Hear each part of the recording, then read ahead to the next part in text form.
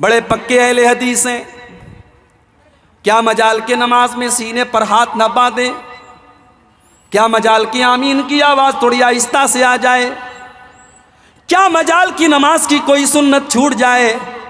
ओ लोगो, तुमने अहले हदीस का मतलब ही नहीं समझा। अहले हदीस सिर्फ नमाज में सीने पर हाथ बांधने वाले को नहीं कहते, अहले हदीस सिर्फ जोर से आमीन कहने वाले को नहीं कहते। अहले हदीस तो उसको कहते हैं जिसका ओढ़ना, जिसका बिछौना, जिसका चलना, जिसका फिरना, जिसकी ज़िंदगी हदीस के मुताबिक हो जाए, सुन्नत के मुताबिक हो जाए। आज शराब के अड्डों पर तुम नजर आ रहे हो और अपने आप को अहले हदीस कहते हो। शर्म आनी चाहिए। तुमने अपनी जवानी को कहाँ गुजारा? वान शबाबिही फीमा बला, तू अपनी जवानी का हिसाब दे मेरे बंदे, तूने अपनी जवानी को कहाँ गुजारा? इतना बड़ा इलाका है, जरा घर घर जाकर के सर्वे कर लो, हर घर से सर्वे कर लो। मैं बच्चों की बात नहीं कर रहा, मैं बड़ों की बात कर रहा हूं। हर घर से सर्वे कर लो। 18 साल के 5 नौजवान लड़के घर में मौजूद हैं, बड़े अच्छे अच्छे नाम भी हैं उनके, अब्दुल्ला, अब्दुर्रहमान, बड़े अच्छे अच्छे इस्लामी नाम हैं। घरों में जाकर के सर्वे कर लो, पूछो भाइयों क्या तुम मस्जिद में नमाज पढ़ने आते हो? नहीं साहब, थोड़ी कोताही है, जुमा जुमा तो आते हैं, 5 टाइम में नहीं आते हैं। वाह वाह भाई, मेरे भाई, तुम तो नबी के आशिक हो, तुम तो नबी के चाहने वाले हो, तुम तो नबी से प्यार करने वाले हो। अरे तुम कैसे नबी के चाहने वाले हो? तुम नबी के लिए जान देने की बात करते हो, तुम 5 टाइम नमाज में हाजिर होने के लिए तैयार नहीं हो। जिस नबी से तुम प्यार का दावा करते हो, उस नबी को तो नमाज से इतनी मोहब्बत है, इतनी मोहब्बत है, इतनी मोहब्बत है कि अपने आखिरी टाइम भी वो नबी नमाज को नहीं भूले। जब आपकी ज़ुबान से अल्फाज नहीं निकल रहे थे, आपकी ज़ुबान काँप रही थी और आपकी ज़ुबान से अल्फाज नहीं निकल रहे थे, उम्मे हबीबा कहती हैं मैंने कान लगा के सुना कि देखो अल्लाह के प्यारे नबी क्या कह रहे हैं। तो अल्लाह के नबी कह रहे थे अस्सलाता अस्सलाता वमा मलकत ईमानुकुम, ओ मेरी उम्मत के लोगों, तुम नमाज की पाबंदी करना, तुम नमाज का ख्याल करना, तुम नमाज को मत छोड़ना, किसी हाल में माफ नहीं। अभी एक बीजेपी की किसी एमएलए ने एक फोटो डाल दी साहब, ट्रेन में कुछ हमारे भाई लोग नमाज पढ़ रहे थे, रास्ते में जो ट्रेन में बीच में रास्ता होता है, पैसेज होता है, जमात बना के नमाज पढ़ रहे हैं। बीजेपी के एमएलए ने फोटो डाल दिया कि साहब ये क्या हो रहा है। लोग रास्ते जाम करके अपने अपने मजहब के काम करें तो कोई हर्ज की बात नहीं है। मुसलमान अगर नमाज पढ़ दे तो बहुत बड़ी तकलीफ की बात हो गई, उसको ट्विटर पे डाल दिया गया, उसको सोशल मीडिया पे डाल दिया गया। मगर हां, यहां थोड़ी सी गलती हमारी भी है। कोई जरूरी नहीं है कि आप ट्रेन में भी जमात बना के नमाज पढ़ें। आप ट्रेन पर अपनी सीट पर बैठे हैं, ला युकल्लिफुल्लाहु नफ्सन इल्ला वुसअहा, अल्लाह किसी पर उसकी ताकत से ज्यादा बोझ नहीं डालता। आप अपनी सीट पर बैठिए, और अगर आप खड़े होकर के नहीं पढ़ सकते, आप बैठ करके नमाज पढ़िए, कोई मसले की बात नहीं।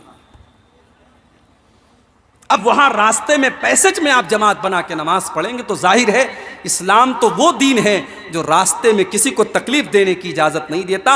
वो काम गलत है, मगर इंटेंशन उस बीजेपी के एमएलए ने जब उसको फेसबुक के ऊपर या ट्विटर के ऊपर डाला तो उसका इंटेंशन गलत था। उस इंटेंशन पर मैं तनकीद कर रहा हूं, लेकिन वहां थोड़ी सी गलती हमारी भी थी। हमें और आपको नमाज तो बहरहाल ट्रेन में हो और हम सफर में हो तब भी हमको पढ़ना है।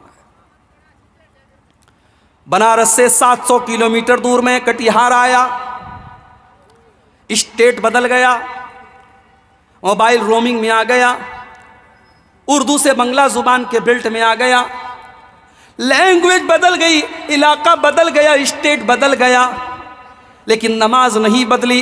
हय्या अला सलाह की आवाज़ यहाँ भी आ रही है, और नमाज का टाइम हुआ तो अब्दुल गफ्फार साहब ये कह करके नहीं बच पाएंगे हम तो अलग एक स्टेट में आए हैं, यहाँ पर हम नमाज क्यों पढ़े। अल्लाह की तरफ से, अल्लाह के कलाम की तरफ से आवाज़ आएगी, इन्ना सलात कानत अलल मोमिनीन किताबम मौकूता। अब्दुल गफ्फार साहब, नमाज तो आपको पढ़नी है और टाइम पर पढ़नी है।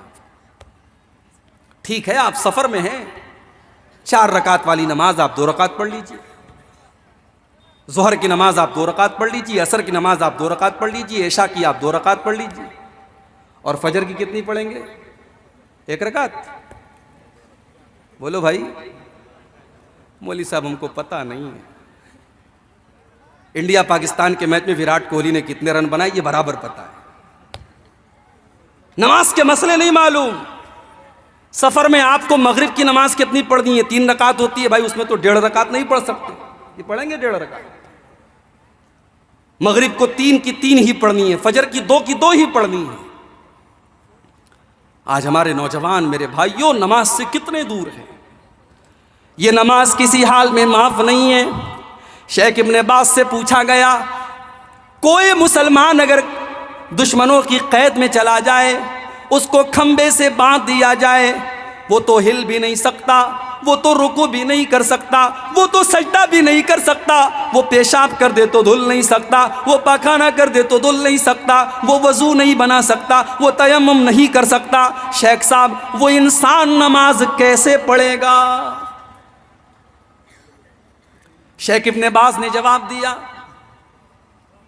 जब नमाज का टाइम हो जाएगा वो उसी हाल में, उसके दोनों हाथ और पैर बंधे हुए, वो उसी हाल में अपनी आंखों के इशारे से तस्बीह करेगा, अपनी आंखों के इशारे से न दुआएं पढ़ेगा, वो अपनी आंखों के इशारे से पूरी नमाज पढ़ेगा। इसलिए कि अल्लाह ने कुरान में फरमाया, फत्तकुल्लाह मस्ततातुम, अल्लाह से डरो जितनी तुम्हारे अंदर ताकत है। वो बेचारा वजू नहीं कर सकता, वो तयम्मुम नहीं कर सकता, वो रुकू नहीं कर सकता, वो सजदा नहीं कर सकता, वो जिस हाल में उसी हाल में नमाज पढ़ेगा।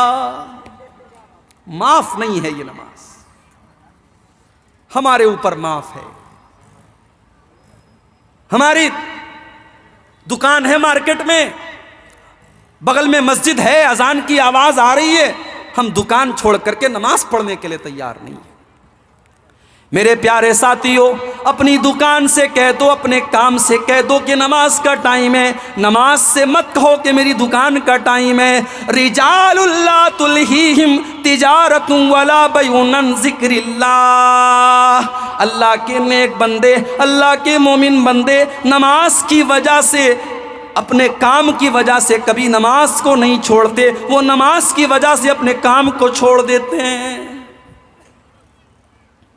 अल्लाह के प्यारे नबी कभी बद्दुआ नहीं करते थे, आपने दुश्मनों के लिए भी बद्दुआ नहीं की, मगर जब आपकी जिंदगी में एक मर्तबा ऐसा हुआ कि आपकी असर की नमाज कज़ा हो गई। जंगे खंदक का मौका था, दुश्मनों से लड़ाई चल रही थी, असर का टाइम हो गया, लड़ाई कंटिन्यू है, लड़ाई चल रही है। मगरिब का टाइम हो गया, सूरज गुरूब हो गया और अल्लाह के प्यारे नबी की असर की नमाज कज़ा हो गई। आपने बद्दुआ देते हुए फरमाया, मला अल्लाहु बुयूतहुम व कुबूरहुम नारा शगलूना अनिस सलातिल वुस्ता, अल्लाह ताला इनके घरों को जहन्नम की आग से भर दे, इनकी वजह से हमारी असर की नमाज कज़ा हो गई। इतनी मोहब्बत थी अल्लाह के नबी को नमाज। सोमवार के दिन आपका इंतकाल हुआ, आखिरी नमाज आपने फजर की देखी। फजर की नमाज का टाइम है, अबू बकर सिद्दीक नमाज पढ़ा रहे हैं, सहाबा पीछे नमाज पढ़ रहे हैं।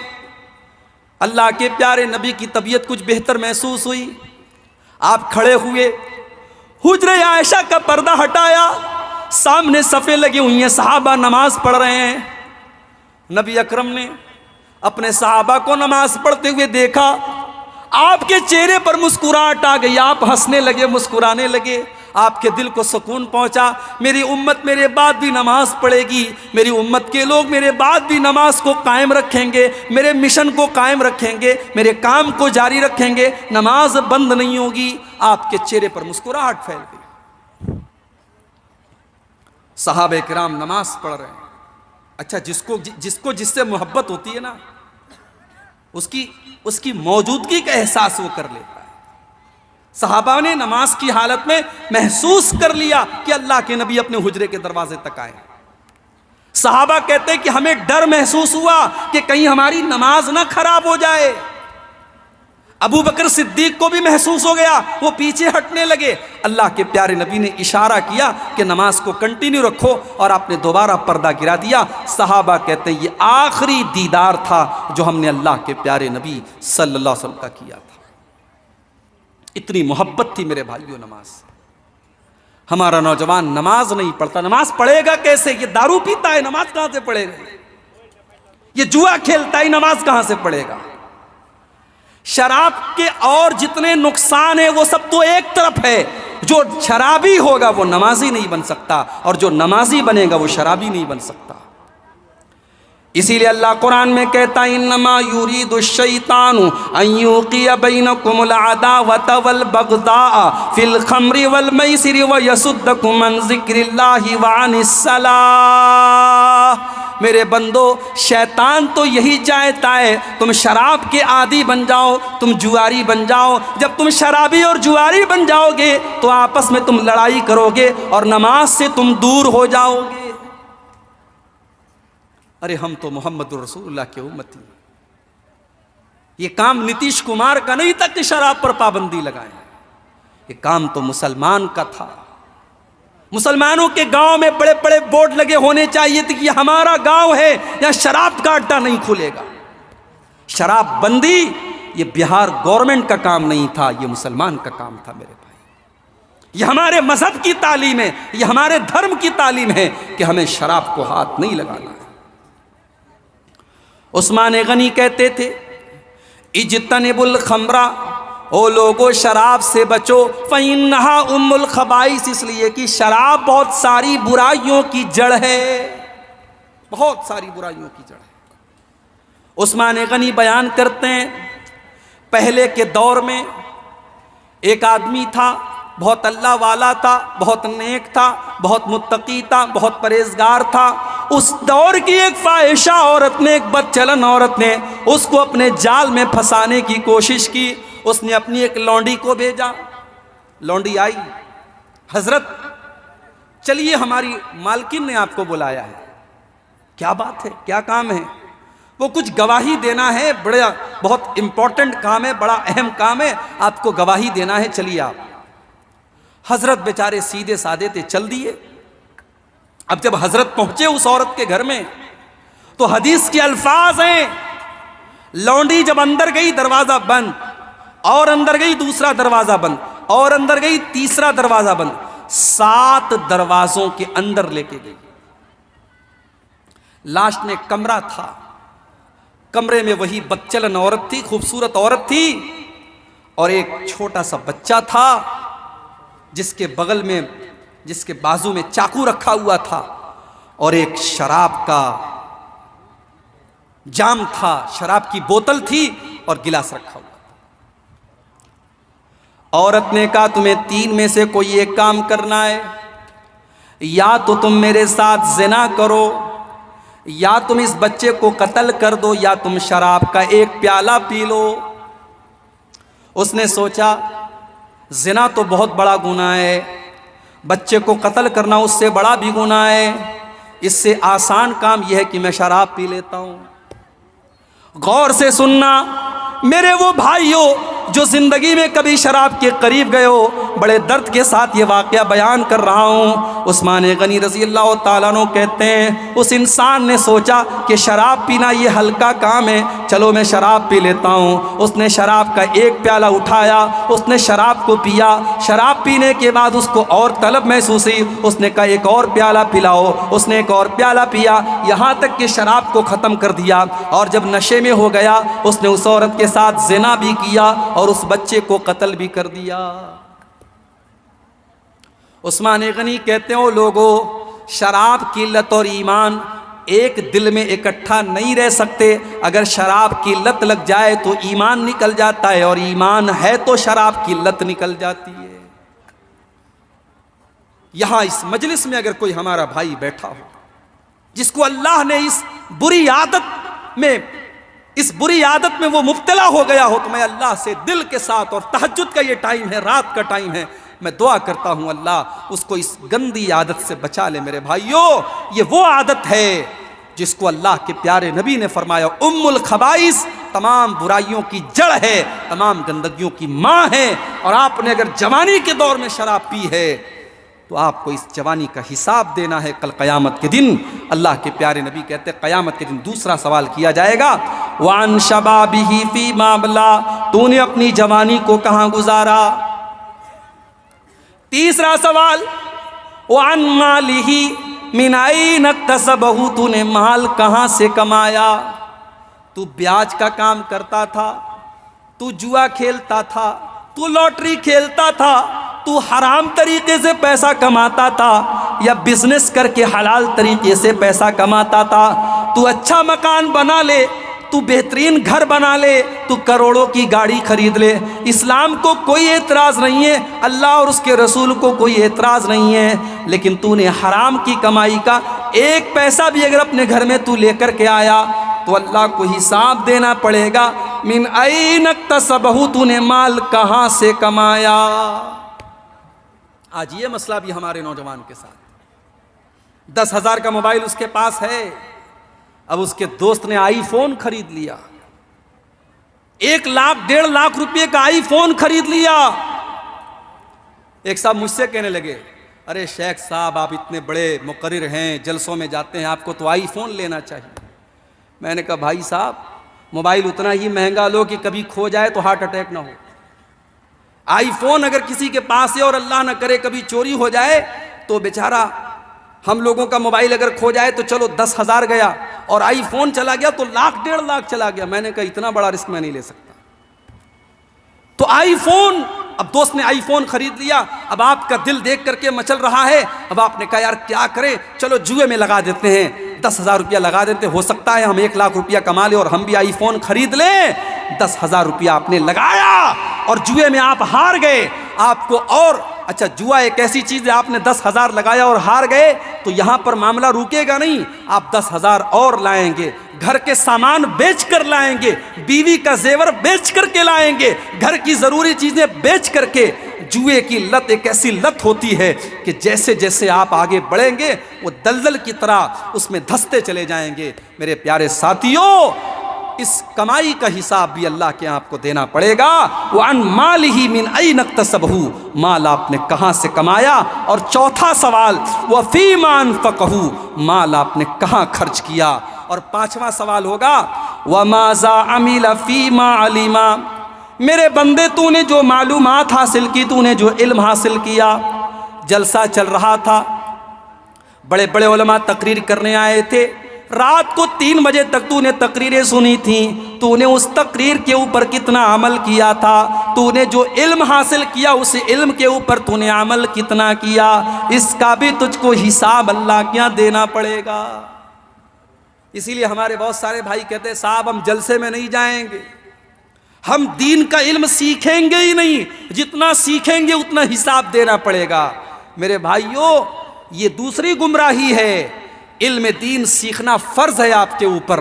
अल्लाह के यहाँ आप ये कह करके नहीं बच सकते कि हम तो सीमांचल में पैदा हुए थे, कटिहार में पैदा हुए थे, हमारे इलाके में बड़े छोटे छोटे मदरसे थे, बहुत बड़ा इदारा नहीं था, हम ज़्यादा तालीम हासिल नहीं कर पाए।